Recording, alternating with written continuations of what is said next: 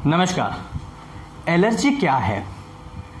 आपने बहुत सारी कहावतें सुनी होंगी हमारे बुजुर्गों के मुंह से।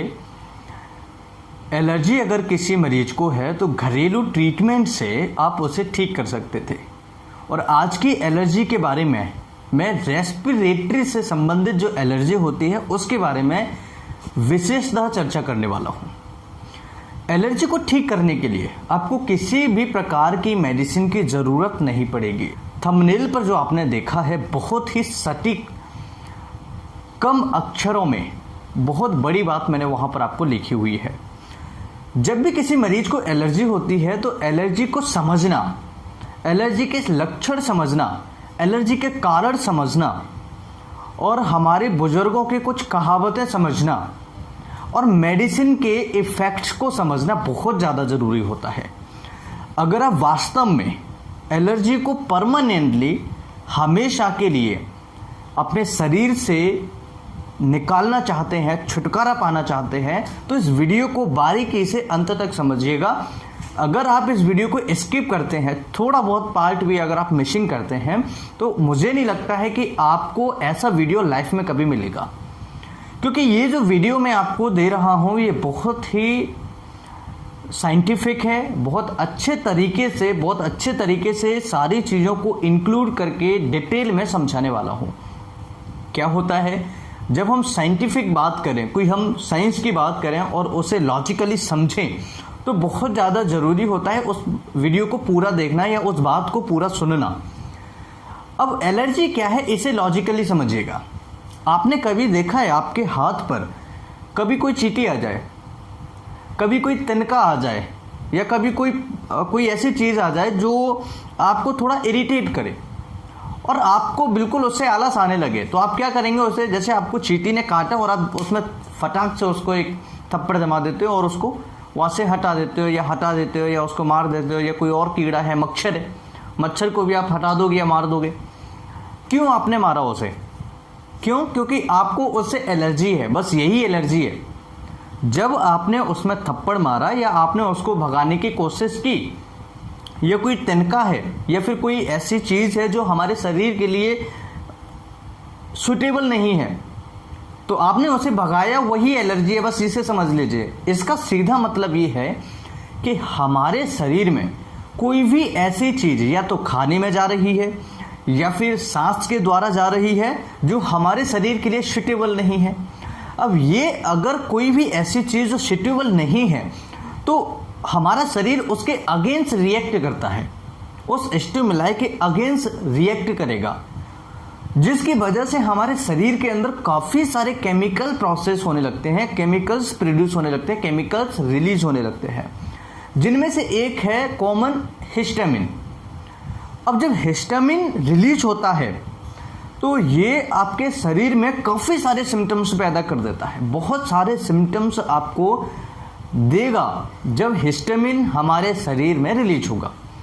तो हिस्टामिन को रिलीज होने के लिए एक मेडिसिन मैं आपको बताऊंगा। अगर जिनको हिस्टामिन रिलीज नहीं होता है उनके लिए परमानेंटली गारंटेड, बिना मेडिसिन के आप इसे घर पर ठीक कर सकते हैं, कुछ ही पैसों में, कुछ थोड़ी सी अगर बुद्धि लगाएं आप तो। बहुत ही इफ़ेक्टिव तरीका मैं आपको बताने वाला हूँ, बहुत ही इफ़ेक्टिव मेडिसिन इस वीडियो में बताने वाला हूँ। तो एलर्जी को आपने समझा। एलर्जी क्या है? कोई भी ऐसी चीज़ जो हमारे सांस के द्वारा जा रही है या खाने के द्वारा जा रही है या कोई ऐसी चीज़ है जो हमारे बॉडी के लिए सूटेबल नहीं है, हमारे शरीर के लिए सूटेबल नहीं है। जैसे सांस के द्वारा कुछ केमिकल्स गए। अब ऐसे समझिएगा, कई ऐसे पेशेंट होते हैं जिनको धुआं में जाने से उनको काफ़ी सारी प्रॉब्लम, दिक्कतें आना स्टार्ट हो जाती हैं। जब धुआं क्या है, उसके अंदर काफ़ी सारे केमिकल्स होते हैं।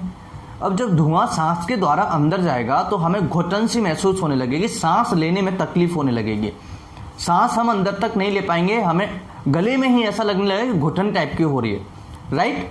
तो ये क्या है? ये हमारे शरीर के लिए सूटेबल नहीं है। इसलिए क्या है कि हमें उस चीज़ के अगेंस्ट रिएक्ट करना है। तो या तो हमें उससे दूर चले जाना है या उसको प्रोडक्शन है जो धुआं आ रहा है उसे बंद कर देना है, ठीक है? तो इसी तरीके से कोई भी शरीर में कोई चीज़ जाती है, चाहे वो श्वास नली के द्वारा हो, केमिकल्स होते हैं, फ्यूम्स होते हैं, स्ट्रॉन्ग स्मेल्स होती हैं, बहुत सारी चीज़ें, एनवायरनमेंट में बहुत सारी चीज़ें हैं जो डस्ट है, ठीक है, पॉलिन्स हैं, बहुत सारी चीज़ें हैं जो हमारे सांस के द्वारा हमारे फेफड़ों तक चली जाती हैं, या फिर यूँ कहें कि खाने के द्वारा हमारे डाइजेस्टिव सिस्टम में चली जाती हैं, जिससे हमें एलर्जी होना स्टार्ट हो जाती है। अब ऐसी क्या क्या चीज़ें हैं, ऐसी कौन सी चीज़ें हैं जिनकी वजह से हमें एलर्जी हो सकती है? तो सबसे पहला कॉमन होता है डस्ट। डस्ट यानी कि जो हमारे आसपास, जहाँ हमारा घर है या हम घर के बाहर निकल रहे हैं, कोई ऐसी जगह जा रहे हैं जहाँ पर बहुत ज़्यादा धूल मिट्टी है, डस्ट माइट्स हैं या पेट्स हैं, ठीक है, या कुछ को एनिमल हेयर से भी बहुत प्रॉब्लम होती है। कुछ ऐसे मरीज़ होते हैं जिनको पोलन से बहुत ज़्यादा दिक्कत होती है। कुछ ऐसे मरीज़ होते हैं जो फूलों के परागकण होते हैं, पेड़ों के परागकण होते हैं, उनसे बहुत ज़्यादा एलर्जी होती है। कुछ ऐसे लोग होते हैं जिनको स्मेल स्ट्रॉन्ग, अगर स्मेल कहीं से आ रहा है उससे एलर्जी होती है। कई लोग ऐसे होते हैं उनको मेडिसिन से एलर्जी होती है। कई पेशेंट ऐसे होते हैं जिनको जो मार्केट में मिलने वाले केमिकल्स होते हैं, अगर उनके संपर्क में वो आ जाए तो उससे एलर्जी होती है। तो काफ़ी सारी चीज़ें हैं, धुआं से एलर्जी होने लगती है। ये कॉमन तरह चीज़ें देखने को मिलती हैं जिनसे मरीजों को एलर्जी होती है। अब खाने की चीज़ों में एलर्जी किस चीज़ से हो सकती है, इसकी भी बहुत बड़ी लिस्ट है। हो सकता है किसी को दूध से एलर्जी हो, जैसे शाम को दूध पिया और उसको जुकाम खांसी हो गया। किसी को हो सकता है कि आइसक्रीम से एलर्जी हो। कई पेशेंट होते हैं जिनको आइसक्रीम जैसे उन्होंने खाया और उनको सुबह जुकाम खांसी लो आप, है ना, या कोई और प्रॉब्लम हो जाएगी। इसके अलावा काफ़ी सारी छोटी छोटी प्रॉब्लम्स होती हैं। मेडिसिन होती हैं, मेडिसिन खाने की वजह से कई पेशेंट्स होते हैं जो एलर्जी महसूस नहीं कर पाते हैं, लेकिन उनको एलर्जी हो जाती है, स्किन पर चकत्ते आ जाते हैं, रिएक्शन हो जाते हैं कई बार। तो ये एलर्जी कई सारी चीज़ें से मिलकर के आपको प्रॉब्लम क्रिएट कर सकती हैं। खाने की किसी भी चीज़ से, स्पेसिफिक चीज़, कई ऐसे पेशेंट्स होते हैं जिन्हें गेहूं की रोटी से एलर्जी होती है, व्हीट एलर्जी होती है। वो एक स्पेसिफिक बीमारी होती है, उसके बारे में हम आगे वीडियो में समझेंगे। ग्लूटेन एलर्जी जिसे हम बोलते हैं, क्योंकि व्हीट जो होता है, जो गेहूं हमारा होता है, उसके अंदर ग्लूटेन पाया जाता है और इससे पेशेंट खाने से उसको कई बार उसको दस्त लग जाते हैं। पेशेंट गेहूं की रोटी खा रहा है और उसको दिन में 4 बार लैट्रिन आ रही है, 5 बार लैट्रिन आ रही है, तो उससे एलर्जी हो जाती है, ठीक है। पेट में दर्द होना स्टार्ट हो जाता है। ये स्पेसिफिक किसी भी चीज़ से, कोई भी खाने की चीज़ हमें सूट नहीं कर रही है, इसका मतलब है कि हमें वो चीज़ हमारी बॉडी के लिए सूटेबल नहीं है और उसके अगेंस्ट हमारी बॉडी रिएक्ट करना स्टार्ट कर देती है, क्योंकि वो हमारी बॉडी के लिए नया होता है। हमारी बॉडी उसे पहचान नहीं पाती है। हमारी बॉडी के लिए वो एक ऐसी चीज़ है जो हमारे शरीर में उसके साथ में कंपैटिबल नहीं हो पाती है, उसके साथ में बैलेंस नहीं बिठा पाती है, तो बॉडी उसके अगेंस्ट रिएक्ट करेगी। तो ये तो हुआ एलर्जी के कुछ कारण। अब सिम्टम्स आपको क्या क्या हो सकते हैं? देखिए, जो फेफड़ों की एलर्जी होती है उसमें आपको काफ़ी सारे सिम्टम्स देखने को मिल सकते हैं, जैसे कि जुकाम खांसी हो जाना, गले में दर्द हो जाना, ठीक है, फेफड़ों में दर्द होना, सांस लेने में तकलीफ होना, अस्थमा की समस्या हो जाना, ठीक है, निमोनिया हो जाना। कई पेशेंट्स ऐसे होते हैं जिनको कोई चीज़ अगर खाने में अटक गई हो या उनको फेफड़ों में कोई चीज़ चली जाए या कोई ऐसा केमिकल चला जाए जिससे उनके लंग्स डैमेज होना स्टार्ट हो जाए और उसमें से उनको कॉम्प्लिकेशन के साथ में निमोनिया बन जाए, बहुत सारे कॉम्प्लिकेशंस बन जाते हैं। तो ऐसी चीज़ों से आपके ऐसे सिम्टम्स हो सकते हैं। कई बार पेशेंट को आंखों से पानी आना, आंखें लाल होना, नोज से पानी आना, आंखों में दर्द होना, जलन होना, इस तरह के सिम्टम्स होते हैं। तो ये सिम्टम्स आपको देखने को मिल सकते हैं। दूसरा, जो खाने के एलर्जियाँ होते हैं, जो खाने की चीज़ों से एलर्जी होती है, तो कई बार क्या होता है कि पेशेंट को, जैसे कई पेशेंट ऐसे होते हैं जिनको केला खाने से उनको दस्त लग जाते हैं। बेसिकली केला खाने से क्या होता है, पेट कब्ज की शिकायत होने के चांसेस ज़्यादा रहते हैं, क्योंकि उसमें हाई पोटेशियम, मैग्नीशियम है। और ऐसे कई सारे पेशेंट होते हैं जिनको आप दूध और केला दे दीजिए, उनको लैट्रिन बढ़िया सुबह फटाफट से पेट साफ हो जाएगा। कई पेशेंट्स होते हैं, ठीक है। तो ये अपोजिट हो रहा है जस्ट। ऐसे ही कई ऐसे लोग होते हैं जिनको दाल खाने से एलर्जी होती है, गेहूं की रोटी खाने से, गेहूं खाने से, गेहूं किसी भी फॉर्म में लेने से उनको एलर्जी हो जाती है। तो उनके लिए अलग ट्रीटमेंट होता है। उनके लिए क्या ट्रीटमेंट होता है कि ग्लूटेन फ्री डाइट्स जो चीज़ें आती हैं वो हमें उस मरीज को देना रहता है। कई ऐसे पेशेंट्स होते हैं, बहुत पेशेंट हमने देखे हैं जिनको ग्लूटेन से एलर्जी होती है, वो गेहूँ की रोटी खा ही नहीं पाते कभी। बहुत सारी ऐसी बीमारी होती हैं, बहुत सारे पेशेंट्स होते हैं। तो ये सिम्टम्स आपको, यानी दस्त लगना, कोई खाने की चीज़ खाई आपने, दस्त लग जाते हैं मरीज को, तो ये उसका एक एलर्जी का कारण हो सकता है।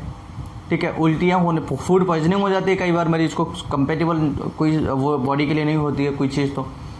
तो ये सारे सिम्टम्स आपको हो सकते हैं। मेडिसिन कोई रिएक्शन कर रही है तो आपको चकत्ते हो सकते हैं, घबराहट बेचैनी हो सकती है, उल्टियाँ हो सकती हैं, दस्त लग सकते हैं, कब्ज हो सकती है, चकत्ते, स्किन में खुजली हो सकती है, लाल लाल दाने हो सकते हैं, है ना। बहुत सारे कॉम्प्लिकेशंस होते हैं, बहुत सारे सिम्टम्स होते हैं। अब इसे ठीक कैसे करें? जिन पेशेंट को हिस्टामिन रिलीज हो रहा है, जिन मरीजों को हिस्टामिन का प्रोडक्शन ज़्यादा हो रहा है, बहुत ज़्यादा रिलीज हो रहा है हिस्टामिन, ऐसे मरीजों के लिए एक मेडिसिन आता है हिस्टामिनम।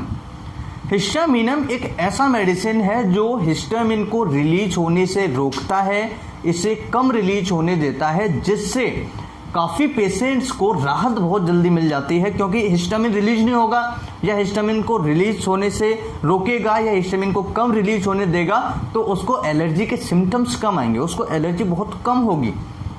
ये सारी चीज़ें आपको देखने को मिलेंगी, राइट। तो ऐसे आप एलर्जी को ठीक कर सकते हैं। हिस्टामिनम एक मेडिसिन है, आपको इस फोटो में देखने को मिल जाएगा। हिस्टामिनम 200 पोटेंसी में आप ले सकते हैं। आज इस मेडिसिन को 3 से 4 ड्रॉप से लेनी है, और उसके बाद में आप 5 दिन बाद फिर से लेनी है, 5 दिन बाद फिर से लेनी है। इस तरह से इस दवाई को आप 1 महीने तक कंटिन्यूसली रखेंगे, देंगे पेशेंट को, तो उसको बहुत जल्दी रिलीफ मिलेगा। बहुत जल्दी पेशेंट को हिस्टामिन से रिलीज होने से जो प्रॉब्लम हो रही होगी भी ठीक हो जाएगी। हिस्टामिन के बहुत साइड इफेक्ट्स होते हैं। हिस्टामिन अगर रिलीज होगा शरीर में तो ये चेस्ट टाइटनेस करेगा, सांस लेने में दिक्कत करेगा, बहुत सारी प्रॉब्लम्स क्रिएट करने लगता है जब हिस्टामिन हमारे शरीर में रिलीज होता है तो। ठीक है, तो हिस्टामिन के लिए ये सबसे बेस्ट मेडिसिन है। दूसरा, जिन मरीजों को कोई खाने पीने की चीज़ से एलर्जी है, या हिस्टामिन की रिलीज नहीं हो रही है उस पेशेंट को केवल एक ही चीज़ करनी है, कहीं भी भटकने की ज़रूरत नहीं है। आपने अगर एक कहावत सुनी हो बुजुर्गों की कि जिस चीज़ को खाने से आपको परेशानी है, उस चीज़ को खाने से आप परहेज कर लीजिएगा, आपकी बीमारी हमेशा के लिए, ज़िंदगी भर के लिए ठीक हो जाएगी। मैं आपको ये 101% श्योरिटी से कह सकता हूँ, साइंटिफिकली कह सकता हूँ कि अगर आपको किसी चीज़ से, पर्टिकुलर चीज़ से खाने से एलर्जी होती है, अगर आपको प्रॉब्लम है, तो आप उस चीज़ को खाना बंद कर दीजिए। आप देखेंगे कि बहुत जल्दी आपकी समस्या पूरी तरीके से ठीक हो जाएगी। अब ये डिपेंड करता है कि किस पेशेंट को किस चीज़ को खाने से एलर्जी है, तो उस चीज़ का पता लगाएं और अपने जो शरीर में जो क्रियाएं चल रही हैं उन्हें होने से रोकें। जो भी चीज़ खाने से आपको एलर्जी है उस चीज़ को टोटल बंद कर दीजिएगा। आप देखेंगे कि आपकी एलर्जी टोटली हमेशा के लिए ख़त्म हो जाएगी, आपको कभी भी प्रॉब्लम नहीं आएगी। कुछ ऐसे पेशेंट्स होते हैं जिनको बाहर जाने पे, वेदर चेंज होने पर एलर्जी हो जाती है, जुकाम, कॉमन कोल्ड का कोल्ड हो जाता है, खांसी हो जाती है। तो उनको हमेशा ध्यान रखें कि जब भी वो ऐसे वेदर में जाते हैं जिनको उससे प्रॉब्लम होती है, तो कपड़ों का ध्यान रखें। कपड़ों का ध्यान रखें। ज़्यादा ठंडी जगह पर जा रहे हैं आप, अगर ऐसी कोई जगह है जहाँ पर बहुत ज़्यादा ठंड है, तो प्रॉपर तरीके से अपने कपड़े पहन के जाएं, कान बंद करके जाएं, है ना, जो फेस है उसे प्रॉपर तरीके से ढक के जाएं, जिससे कि आपको ठंड से बचें। पूरी बॉडी को, चेस्ट को बचा के रखें, प्रोटेक्ट करके रखें, जिससे आपकी जो एनवायरनमेंट है वो उससे आप बच सके। आई होप कि ये वीडियो आप सभी के लिए बहुत ही इन्फॉर्मेटिव होगा, और इस वीडियो से आप घर पर रहकर के कहीं भी भटकने की ज़रूरत नहीं दोस्तों। आप भटकना है आपको तो आप ज़िंदगी भर भटकते रहिए, लेकिन इसका इलाज आपको कहीं नहीं मिलेगा। सिंपली एक ही इलाज है, जिस चीज़ को खाने से आपको परेशानी है उस चीज़ को खाना बंद कर दीजिएगा, या फिर ऐसे समय पे खाइएगा कि आपको प्रॉब्लम क्रिएट ना करे। जैसे आइसक्रीम आप शाम को खा रहे हैं तो उसका टाइम चेंज करके देखिए, दोपहर में खा के देखिएगा, तो आपको एलर्जी होने के चांसेस कम हैं। ठीक है, अगर ग्लूटेन से आपको एलर्जी है तो ग्लूटेन खाना बंद कीजिएगा, या उसका ट्रीटमेंट लीजिएगा, जो आपको बीमारी की वजह से ऐसा हुआ है उसका इलाज कराइएगा। ये सबसे बेस्ट है। फिर भी अगर किसी को हिस्टामिन से रिलेटेड कोई प्रॉब्लम है तो अब मैंने आपको मेडिसिन बता दिया। हिस्टामिन बहुत ही कमाल की मेडिसिन है, बहुत अच्छी मेडिसिन है, बहुत अच्छे इसके इफेक्ट्स हैं, बहुत अच्छे इसके रिजल्ट्स देखने को मिले हैं। हिस्टामिनम 200 पोटेंशियम में 2 से 3 ड्रॉप्स 4 ड्रॉप्स भी ले सकते हैं। दिन में एक बार लेनी है, 5 दिन में एक बार लेनी है, 1 महीने तक कंटिन्यूस करेंगे। और पेशेंट को लंबे समय तक अगर किसी को प्रॉब्लम है तो वो 3-4 महीने तक कंटिन्यूसली कर सकते हैं। बहुत अच्छे इफेक्ट्स, बहुत अच्छे रिजल्ट्स देखने को मिलेंगे। आई होप कि इस वीडियो से आप बहुत कुछ सीखे होंगे। वीडियो बहुत ही ज़्यादा इन्फॉर्मेटिव होगा। वीडियो अच्छा लगे तो लाइक एंड शेयर करें। नमस्कार, thanks for watching, have a nice day, जय हिंद।